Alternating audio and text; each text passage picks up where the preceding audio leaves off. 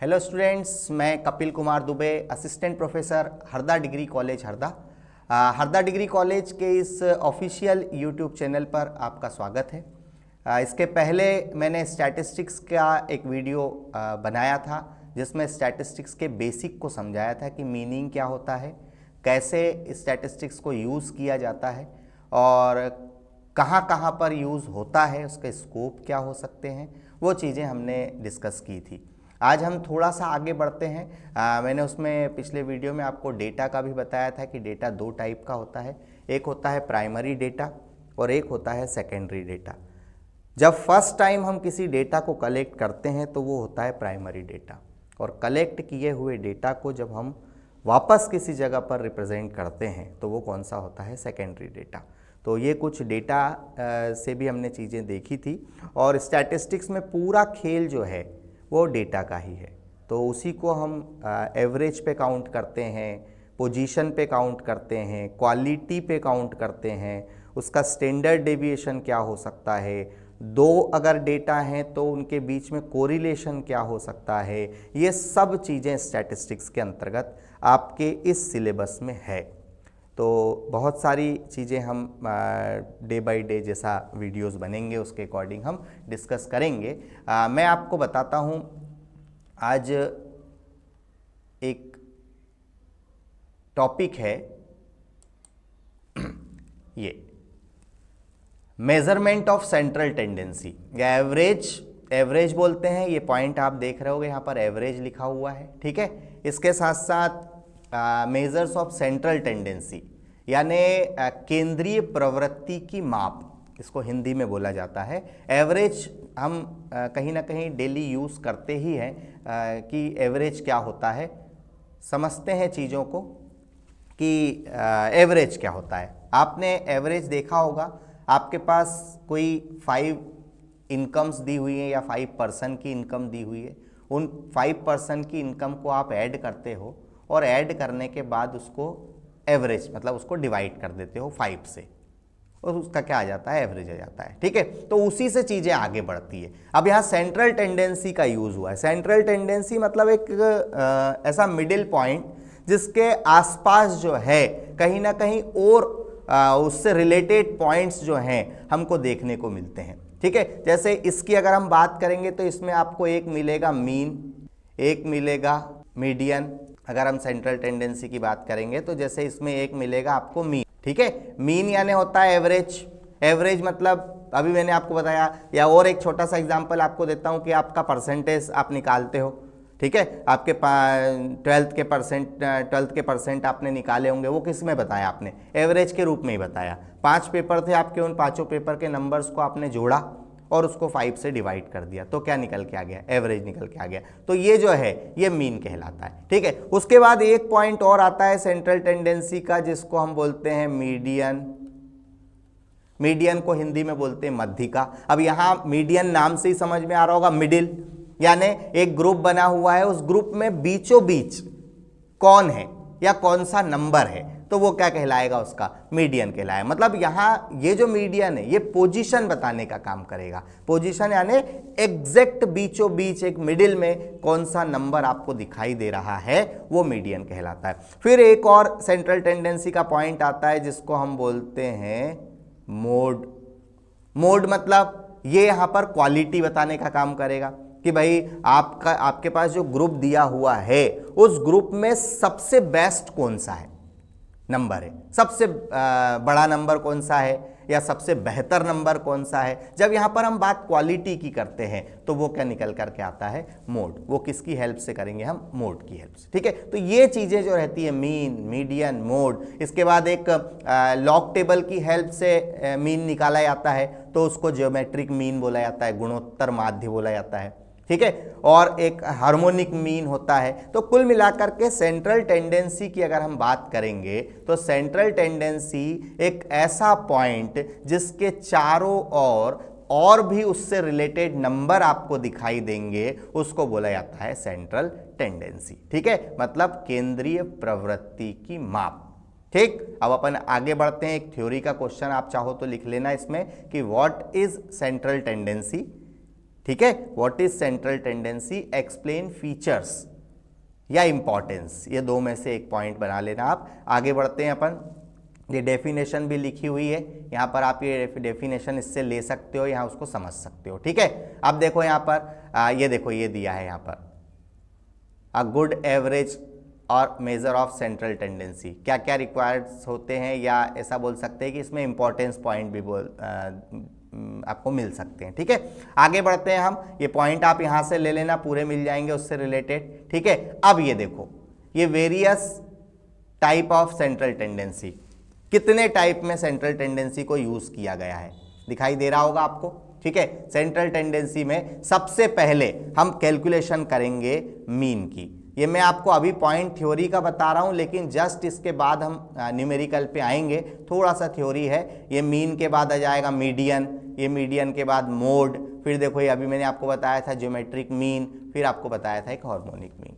ये पॉइंट इसके अंतर्गत आते हैं जो हमको कैलकुलेशन इसकी करनी है। ठीक है, यहाँ से आपका पूरा न्यूमेरिकल स्टार्ट होता है। अगर आप बीकॉम सेकेंड ईयर के पर्पस बात करें या बीबीए फर्स्ट ईयर के पर्पस बात करें, तो दोनों में जो इसका पैटर्न होता है, 3 नंबर के क्वेश्चन आते हैं, एक 9 नंबर का क्वेश्चन आता है और उसके साथ 14 नंबर के। तो 9 नंबर के क्वेश्चन, 14 नंबर के क्वेश्चन की जब बात आएगी तो स्टैटिस्टिक्स में न्यूमेरिकल्स ज़्यादा बनेंगे। ठीक है, हालांकि थ्योरी भी रहती है, बट थ्योरी और में है, न्यूमेरिकल भी है, तो प्रायोरिटी आप न्यूमेरिकल को दो, आपको नंबर पूरे पूरे मिलेंगे। और एक थोड़ा सा ये है कि आप इसकी थ्योरी याद करोगे तो थ्योरी में थोड़ा सा आपको क्या करना पड़ेगा, ज़्यादा मेहनत करनी पड़ेगी, क्योंकि इसकी थ्योरी एक जनरल लैंग्वेज में नहीं लिख सकते हम, जो स्टैटिस्टिकल लैंग्वेज है आपको उसी लैंग्वेज में इसकी थ्योरी लिखना पड़ेगी। ठीक है, चलिए तो हम सबसे पहला पॉइंट शुरू करते हैं, अर्थमेटिक मीन। ये आपको सामने इस पे दिख रहा होगा बोर्ड पर, देखो लिखा है अर्थमेटिक मीन। क्या अर्थमेटिक मीन मतलब एक एवरेज, एक ग्रुप दिया हुआ है, इसको हम बोलते हैं माध्य। ठीक है, समांतर माध्य या माध्य के रूप में भी जानते हैं। ठीक है, अर्थमेटिक मीन मतलब जो भी डेटा दिया हुआ है, जो भी ग्रुप में आपको गिवन डेटा है, उस डेटा को जोड़ करके और जितने नंबर हैं उससे उसको डिवाइड कर दो, उससे जो आपके पास एक नंबर निकल करके आएगा वो इसका एवरेज या अर्थमेटिक मीन कहलाएगा। इसको हम समांतर माध्य कहते हैं। ठीक है, इसको एवरेज यानी औसत के नाम से भी जाना जाता है। ये सामने आपको दिखाई दे रहा होगा, ये इसका एक छोटा सा फॉर्मूला आप जो है ये भी लिख सकते हो। ये देखो अर्थमेटिक मीन को रिप्रेजेंट किया जाता है, ये सिंबल है उसका। ठीक है, ये यहाँ पर दिया हुआ है, और ये वाला फॉर्मूला आप चाहो तो लिख लो ये। ठीक है, ये अर्थमेटिक मीन का फॉर्मूला हो जाएगा समीशन x और अपॉन में हो जाएगा n। ये फॉर्मूला आप लिख लो। ठीक है, इसके बाद आगे बढ़ते हैं हम। ये अर्थमेटिक मीन में देखो एक छोटा सा एग्जांपल दिया हुआ है, 5, 8, 10, 15, 24 और 28। ये आपके पास 6 नंबर दिए हुए हैं, उन 6 नंबर को देखो यहाँ पर प्लस किया, इसका मतलब हो गया समीशन x। समीशन x मतलब सम ऑफ x का टोटल। तो हमारे पास ये 6x दिए हुए थे, इन सभी को हमने प्लस करा तो इसका टोटल आया 90। और नंबर कितने थे तो 1, 2, 3, 4, 5 और 6, ये 6 से उसको डिवाइड कर दिया तो आपके पास निकल करके आ गया उसका एवरेज। एवरेज निकल के आ गया आपका मीन बराबर 15, ये आंसर आ जाएगा। ठीक है, तो ये अर्थमेटिक मीन की विशेषता हो जाएगी। अर्थमेटिक मीन कैसे निकाला जाता है वो हो जाएगा। ठीक है, अब और थोड़ा सा इसमें आगे जाएंगे तो क्या होता है, ये मीन निकालने की भी मेथड होती है और सीरीज होती है। भाई जनरली क्या है, आपके पास डेटा कम था, 6 नंबर ही थे, तो आपने क्या करा, 6 नंबरों को प्रॉपर जोड़ लिया और 6 से उसको डिवाइड कर दिया तो आसानी से निकल के आ गया।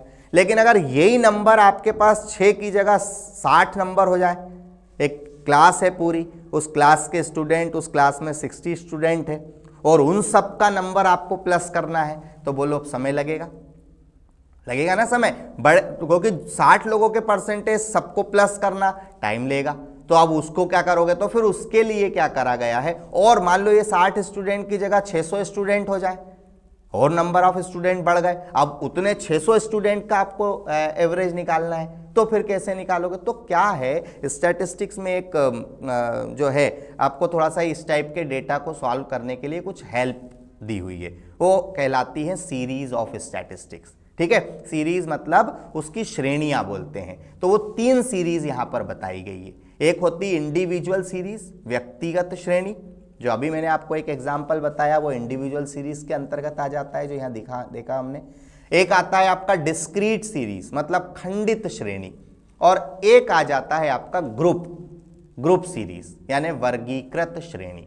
ऐसे मिला करके हम उसको 3 सीरीज में, 3 श्रेणियों में बांट करके क्वेश्चन को सॉल्व कर सकते हैं। ठीक है, मतलब डिपेंड करता है डेटा के ऊपर। अगर डेटा कम है तो इंडिविजुअल से काम हो जाएगा, डेटा अगर आपके पास ज़्यादा है तो डिस्क्रीट में यूज़ करना पड़ेगा, और ज़्यादा है तो फिर आपको वहाँ पर ग्रुप सीरीज का यूज़ करना पड़ेगा। ठीक है, तो ये सीरीज वाइज अगर हम अभी आगे बढ़ेंगे उसमें सीरीज आपको दिखाई देगी। ठीक है, ये देखो यहाँ पर ये सेकेंड नंबर पे देखो, ये डिस्क्रीट सीरीज में बताया गया है। देखो यहां पर देखो एक x दिया है, ये सामने बिल्कुल वैल्यू मिल रही होगी आपको, ये देखो ये, और एक दिया हुआ है x मतलब ये आपका मेन नंबर हो गया, और f मतलब क्या हुआ, उसकी फ्रीक्वेंसी। जैसे एक एग्जांपल बताता हूं, मैंने अभी आपको बताया ना कि अभी हमारे पास ओनली 6 स्टूडेंट थे, ये 6, तो आपके पास 6 स्टूडेंट के नंबर जो थे वो आपने लिख लिए। अब अगर स्टूडेंट की संख्या हो जाए 60, n बराबर 60, अब बताओ 60 स्टूडेंट है, अब 60 स्टूडेंट को आप कैसे एडजस्ट करोगे? तो 60 स्टूडेंट को आपको एडजस्ट करने के लिए ये इसको यहां पर बांटा अपन ने, ये x और f, तो ये जो 60 है ये हो गया उसका n मतलब इसको अपन फ्रीक्वेंसी के रूप में ले सकते हैं। और इन 60 स्टूडेंट का हमने क्या करा, क्लास में एक नंबर डिसाइड कर लिया कि भैया उनको जो नंबर मिले हैं वो नंबर कितने कितने मिले हैं। तो मान लो किसी को नंबर मिले हैं 5, किसी को मिले हैं 10, किसी को मिले हैं 15, किसी को मिले हैं 20, ये 25 और 30 नंबर का एक टेस्ट था। उस 30 नंबर में इस प्रकार से अपन ने बांट लिए कि भैया 5 ये मतलब एग्जैक्ट थे कि 5 मिले हैं या 10 मिले हैं या 15 मिले हैं या 20 मिले हैं या 25 मिले हैं या 30 मिले। ये अपन ने ग्रुप में एक पूरे 60 स्टूडेंट से एक छोटा सा वहीं के वहीं टेस्ट किया और उनसे एक सर्वे टाइप का करके और इस टाइप का कैलकुलेशन निकाल लिया। अब 5 नंबर वाले कितने स्टूडेंट हैं, तो 5 नंबर वाले स्टूडेंट निकल करके आए आपके 5। फिर 10 नंबर वाले कितने स्टूडेंट थे, तो 10 नंबर वाले स्टूडेंट निकल करके आए 7। फिर 15 नंबर वाले स्टूडेंट कितने थे, तो उनकी संख्या निकल के आ गई 20। फिर 20 नंबर वाले कितने स्टूडेंट थे, तो उनकी संख्या निकल के आ गई 15। तो अब टोटल देखो 20 और 15 35, 5 40, 7 47। 25 नंबर वाले स्टूडेंट जो थे उनकी संख्या निकल के आ गई 10, और जिनकी 30 नंबर आए थे उनकी संख्या निकल के आ गई 3।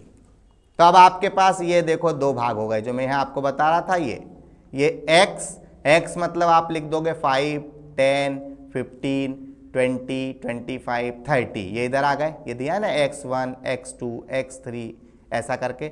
और फ्रीक्वेंसी 5 नंबर कितने स्टूडेंट के आए हैं, तो उनकी संख्या निकल के आ गई है 5, तो हम यहाँ लिख देंगे 5, 7, 20, ठीक है, उसके बाद 15, 10 और उसके बाद आएगा 3। ठीक है, अब एक चीज याद रखना, जो फ्रीक्वेंसी होती है, फ्रीक्वेंसी की एक पहचान होती है कि पहले वो बढ़ती जाती है और बाद में फ्रीक्वेंसी क्या होती जाती है, कम होती जाती है। मतलब 99% ऐसा, मतलब ऐसा नहीं कि बिल्कुल कम ही होगी, बट उसमें वेरिएशन चलता रहता है, कुछ ना कुछ परिवर्तन उसमें होता रहता है। एग्जैक्ट बढ़ती जा रही है मतलब वो फ्रीक्वेंसी नहीं है, एग्जैक्ट कम होती जा रही है मतलब वो फ्रीक्वेंसी नहीं। यहाँ पर फ्रीक्वेंसी में अप एंड डाउन वाली कंडीशन चलती रहती, कम ज़्यादा इसमें होती रहती है। तो ये सेकेंड नंबर का फॉर्मूला आप नोट कर लेंगे, इसको हम डिस्क्रीट सीरीज मतलब खंडित श्रेणी बोलेंगे, और ये वाला फॉर्मूला आप लिख लो, ये लिखो। ठीक है, इसको आप ऐसा भी लिख सकते हो, मीन बराबर summation F x summation F, ये फॉर्मूला जो यहां लिखा हुआ है इसको आप लिख सकते हो। ठीक है, तो ये डिस्क्रीट का हो गया। अब इसको कैसे सॉल्व करेंगे, तो अभी सॉल्व करने का तरीका अपन नीचे देखते हैं, कि एग्जाम्पल दिया होगा वहां पर इसको देखते हैं। ठीक है, आगे बढ़ते हैं। ये देखो एक छोटा सा एग्जाम्पल यहां पर दिया हुआ है, ये एग्जाम्पल, इसको आप देखेंगे, ये आपके सामने नंबर ऑफ दिया हुआ है, ये देखो 0 1 2 3 4 5 6 7 और उसकी फ्रीक्वेंसी दी हुई है f, यानी इसको हम बोल रहे हैं x और ये हो गया आपका f में 14 21 25 43 51 40 39 12, देखो ये कम ज़्यादा हो रही है, एक जैसा बढ़ नहीं रहा है, एक जैसा कम नहीं हो रहा है, उसमें पहले एक बढ़ गया फिर कम हो गया फिर बढ़ गया, इस प्रकार से एक वेरिएशन चल रहा है। ठीक है, तो यहां पर आप देखो इसको कैसे सॉल्व करेंगे। इसको सॉल्व करने का तरीका है ये, सबसे पहले x लिख लिया, उसके बाद f लिख लिया। अब हमको क्या करना है, ये f और x को क्या करना है, मल्टीप्लाई करना है। ये एक कॉलम अपने को क्रिएट करना पड़ेगा f इंटू एक्स। ठीक, 14 का 0 में किया 0, 21 का 1 में किया 21, 25 का 2 में किया 50, 43 का 3 में किया 129, 51 का 4 में किया 204, ऐसा करके हमने इसका मल्टीप्लाई कर दिया। मल्टीप्लाई करने पर हमको ये आंसर मिल गया ये आंसर। और n मतलब फ्रीक्वेंसी का टोटल लगा लो, ये देखो ये पूरी फ्रीक्वेंसी का टोटल लगा लिया, तो फ्रीक्वेंसी का टोटल हो गया आपका 245। अब 922 को ये 245 से डिवाइड कर दो तो जो आंसर आएगा वो इसका एवरेज निकल करके आ जाएगा। आई बात समझ में? तो इस प्रकार से अपन एवरेज निकाल सकते हैं, कौन सी सीरीज में, डिस्क्रीट सीरीज के अंतर्गत। ठीक है, अभी हम ये मैं आपको सिर्फ उसका एक बेसिक बता रहा हूं, जब हम क्वेश्चन सॉल्व करेंगे तो और आपके डाउट्स क्लियर होंगे। ठीक, और इसमें मेथड भी होती है, दो मेथड भी होती है, एक डायरेक्ट भी होती है, एक इनडायरेक्ट मेथड भी होती है, उसको शॉर्टकट बोल सकते हो, एक आपकी स्टेप डेविएशन मेथड होती है। लेकिन आपको एग्जाम में ऐसी मेथड के रूप में कोई क्वेश्चन नहीं पूछा जाता है, आपको केवल पूछा जाता है कैलकुलेट मीन, कैलकुलेट मीडियन, माध्य ज्ञात करो, मध्यिका ज्ञात करो, ऐसा पूछा जाता है। ठीक है, आगे बढ़ते हैं अपन। अभी मैं आपको फिर इसकी जो है और डिटेल में बताऊंगा, एक छोटा सा पार्ट बता रहा हूं अभी सीरीज का। ठीक, अब तीसरी सीरीज देखो, तीसरी सीरीज पे अगर हम बात करेंगे तो सीरीज हो जाती है ग्रुप। अभी मैंने आपको बताया था ना वहां पर कि अभी आपके पास 60 स्टूडेंट थे, अब 60 की जगह मान लो स्टूडेंट हो जाए आपके पास 60 स्टूडेंट तो हैं लेकिन उनमें ही वेरिएशन हो जाए। उनमें कैसा, अब किसी के 2 नंबर भी आए हैं, किसी के 3 भी आए हैं, किसी के 7 नंबर आए हैं। भाई अभी अपने पास एक फिक्स्ड था कि 5 आए हैं, 10 आए हैं, 15 आए हैं, 20 आए हैं, तो अपन ने एक वैल्यू बना ली 5, 10, 15, 20, 25, 30। लेकिन अब उसमें भी और आपके पास इसको बोल सकते हो कि चेंजेस है, जैसे फॉर एग्जांपल 2 भी है, 3 भी है, 10 भी है, 9 भी है, 8 भी है, 7 भी है। ठीक है, 7.5 नंबर भी किसी के आए हुए हैं, यानी इस प्रकार के वेरिएशन है। तो फिर उसके लिए स्टूडेंट 60 ही हैं बट नंबर का क्राइटेरिया बढ़ गया, तो फिर हम क्या करेंगे, हम वही जो 5, 10, 15 ऐसा ग्रुप बनाया था, ऐसा अपन ने एक कॉलम बनाया था ना, उसकी जगह अपन उसको ग्रुप में बना लेंगे। ग्रुप कैसा कि भैया 0 से 5, तो इसमें आपके वो आ जाएंगे स्टूडेंट ने का कितने हैं। अब किसी का 0 आया है तो वो भी इसमें आ गया, किसी के 2 नंबर आए तो वो भी इसमें आ गया, किसी के 3 नंबर आए तो वो भी इसमें आ गया, ये आ गया। फिर एक आ गया, उनने कहा भाई 5 से 10, तो 5 से 10 वाले स्टूडेंट की संख्या 7 हो गई। ठीक है, फिर 10 से 15 तो उनकी संख्या हो गई 20। ये इस प्रकार से अपन ने बना लिया। अब 10 से 15 में आएगा कैसा, 10 से 15 में 10 नंबर वाला, 11 वाला आ गया, 12 आ गया, 12.5 नंबर किसी के आए हैं, 13 नंबर आए हैं, ऐसा करके हमने उसको और थोड़ा सा क्लासिफाइड कर लिया, तो आपका ये ग्रुप कहलाता है। देखो यहाँ क्वेश्चन दिया हुआ है 0 से 10, 10 से 20, 20 से 30, 30 से 40, 40 से 50, 50 से 60, 60 से 70, इस प्रकार से। और उसकी फ्रीक्वेंसी दी हुई है 6, 5, 8, 15, 7, 6, 3, जो मैं यहाँ बनाई अभी आपको फ्रीक्वेंसी बना के बताई वो उसने यहाँ दी हुई है। आई बात। अब इसको करना है, तो इसको करने के लिए सॉल्व करने का तरीका क्या होगा, देखो आप यहाँ पर इसको सॉल्व करना बताता हूँ आपको, बहुत ईजी है और सबसे ज़्यादा इस टाइप का क्वेश्चन आपसे पूछा जाता है। आपको ये ग्रुप दिया रहेगा, आपको ये फ्रीक्वेंसी दी रहेगी। अब आपको सबसे पहले एक कॉलम बनाना है जिसको हम बोलेंगे मिड वैल्यू। ठीक है, मिड वैल्यू याद रखना है, मिड वैल्यू को अपन x से रिप्रेजेंट कर देंगे या आप कहीं कहीं जगह पर उसको m से भी रिप्रेजेंट किया जाता है। ठीक है, अब मिड वैल्यू का फॉर्मूला क्या हो जाएगा, L1 प्लस L2 और अपॉन में आ जाएगा 2। L1 L2 कैसा, देखो ये 0, ये जो इधर दिए हुए हैं ये सब L1 है और इस तरफ जो दिए हैं L2 है। L2 मतलब लिमिट 1 और लिमिट 2। ठीक है, लोअर फ्रीक्वेंसी लोअर ग्रुप हो गया और हायर हो गया। तो अपन क्या करेंगे, 0 और 10 को जोड़ो, 10 आ गया, 10 को 2 से डिवाइड कर दो। 2 से ही क्यों कर रहे हैं, क्योंकि 2 डिजिट जोड़ रहे हैं, तो 2 से डिवाइड कर दिया तो 5। ठीक है, 10 और 20 को जोड़ो, 30 आया, 30 को 2 से डिवाइड कर दो, 15। 30 और 20 को जोड़ो, 50 आया, 2 से डिवाइड कर दो, 25, 35, 45, 55, 65, ये आ गया। ठीक है, इस प्रकार से आपका ये निकल करके आ गया एक। ठीक, अब आपको क्या करना है यहां पर, हाँ ठीक, अब आपको क्या करना है यहां पर, देखो जैसे ये मिड वैल्यू निकल करके आ गई। मिड वैल्यू का मैं एक बार और आपको बता देता हूं, थोड़ा सा आपके स्क्रीन से थोड़ा सा वो बाहर चला गया है, 1 मिनट रुको, नहीं रहने दो ना, चलेगा। इसको मैं एक बार यहां पर और बता देता हूं, ये लिमिट 1 और लिमिट 2।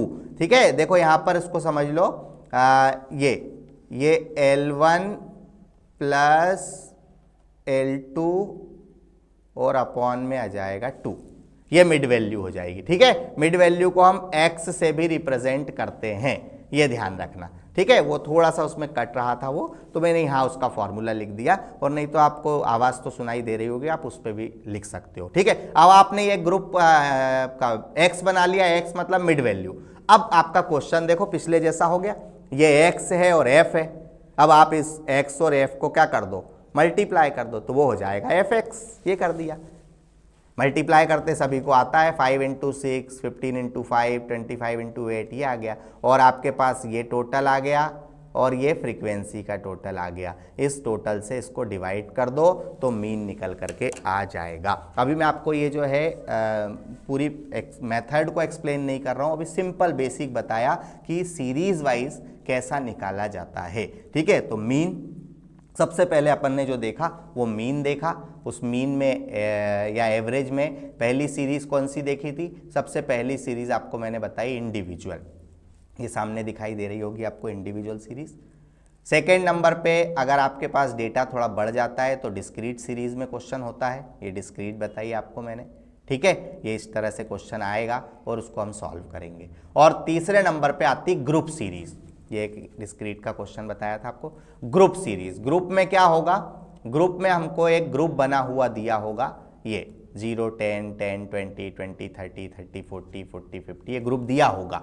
इसको हम सबसे पहले कन्वर्ट करेंगे मिड वैल्यू, मिड वैल्यू मतलब x। मिड वैल्यू कैसे बनाएंगे, 0 और 10 को जोड़ेंगे और 2 से डिवाइड करेंगे, ये 5 आ गया। 10 और 20 को जोड़ेंगे, 2 से डिवाइड करेंगे, 20 और 30 को जोड़ेंगे, 2 से डिवाइड करेंगे, ऐसा करके हमने x बना लिया। और इस x और f का क्या कर देंगे, मल्टीप्लाई। अभी आपको ये कॉलम पर ध्यान नहीं देना है, ये मैंने केवल और मेथड आपको अभी जो है इसकी सिंपल सीरीज कैसी होती है उसके बारे में बताया। फिर अभी हम डायरेक्ट मेथड, इनडायरेक्ट मेथड यानी शॉर्टकट मेथड, इसके बाद स्टेप डेविएशन मेथड, उन पे थोड़ी सी चर्चा करेंगे। एक एक क्वेश्चन आपको बताऊंगा मैं, हालांकि इम्पॉर्टेंट यही है, जब ज़्यादातर जो आती है वो कौन सी मेथड का क्वेश्चन आता है, डायरेक्ट मेथड का, तो उसी से हम सॉल्व करेंगे। तो मैंने आपको आज इतनी चीज़ें बताई है, आप आज इसको देखो। ठीक है, बाकी की चीज़ों के लिए मैं आपको अगले वीडियो में फिर इसके क्वेश्चन भी सॉल्व कराऊँगा, और मेथड जो ये मेथड हैं डायरेक्ट, इनडायरेक्ट और स्टेप डेविएशन, इन मेथड पर भी हम चर्चा करेंगे। ठीक है, थैंक यू।